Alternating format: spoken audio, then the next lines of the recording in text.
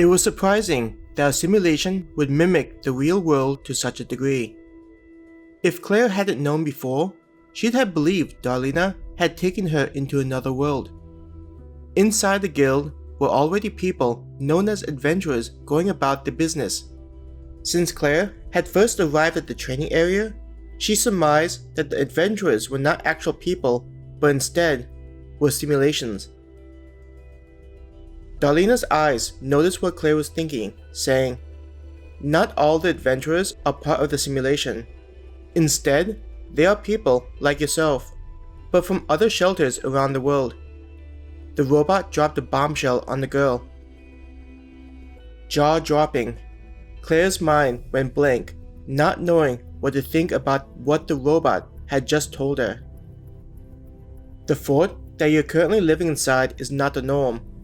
Many places around the world have already been overrun by the modified humans and unexpected creatures, forcing people to seek asylum inside the shelters.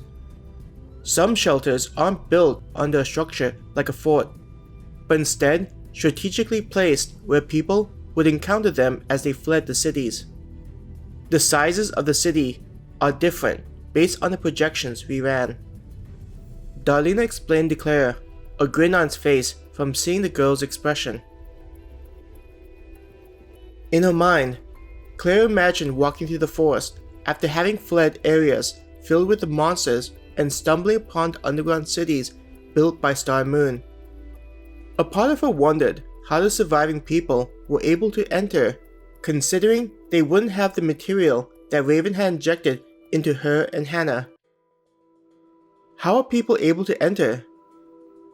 I thought they need to have special rights, like Hannah and I have. Claire asked Darlena.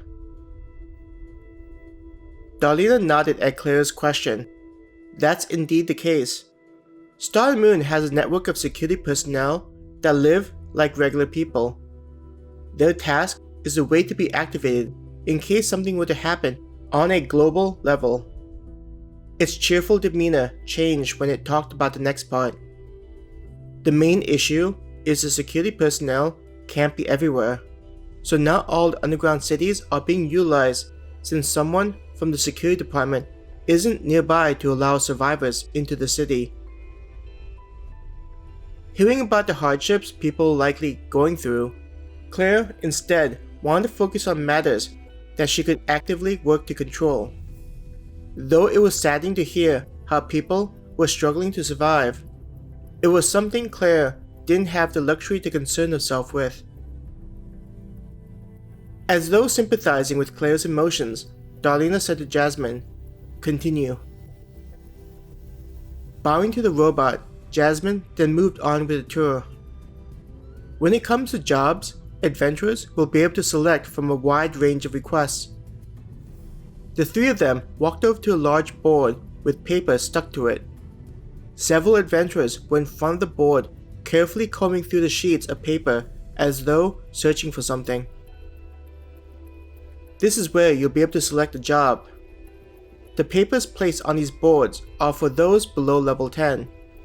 They range from doing common household tasks, collecting material outside the city in the forest, and killing off monsters meant for those below level 10.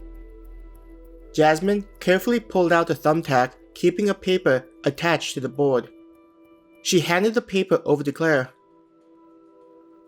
Taking it from the woman, Claire was curious about what would be on it. Cleaning the house of a family of 3. Claire looked questioningly at Jasmine. Yes, this is a request for an adventurer to take care of household tasks for a specified period. Likely, the mother is searching for help to take care of their home, though there are times when the request is coming from the father, who may not have as much experience. Moving closer to Claire, Jasmine pointed on the paper.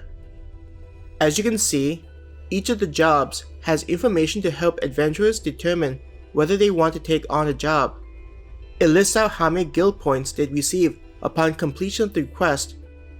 This one in particular is special with how it'll pay out guild points each day. There's also how many days the job requires, until it's finished. Jasmine's finger pointed to a corner of the paper on the upper right-hand side. There were 4.5 gold stars. These stars allow adventurers to know whether the person giving out a request is someone they want to work with. At the end of the request, the adventurer is able to fill out a survey on their experience and rate the requester. How about the adventurers? Are people making requests able to file a complaint if they aren't satisfied? Claire asked the woman. Jasmine nodded. Yes, depending on the complaint, the adventurer would receive a variety of penalties, ranging from a decrease in money received or even a decrease in level. In the worst case, an adventurer could even lose their license. What happens if someone gives a false rating or complaint? Claire could picture adventurers being targeted and bullied by others who had a malicious agenda. Upon asking the question, Claire was startled to see a sinister smile on the woman's face. That's not something a person would enjoy doing. Such behavior would negatively reflect on the guild, so we would send out an investigative team to determine who need to be punished. Jasmine explained in a low, intimidating voice. Stepping back, Claire swallowed nervously. Changing to a friendly expression, Jasmine followed up with, "But it rarely gets to that point. We employ a large number of people who study the data received from adventurers and requesters to determine if something suspicious is going on, so we can quickly handle the matter before it causes damage for either party."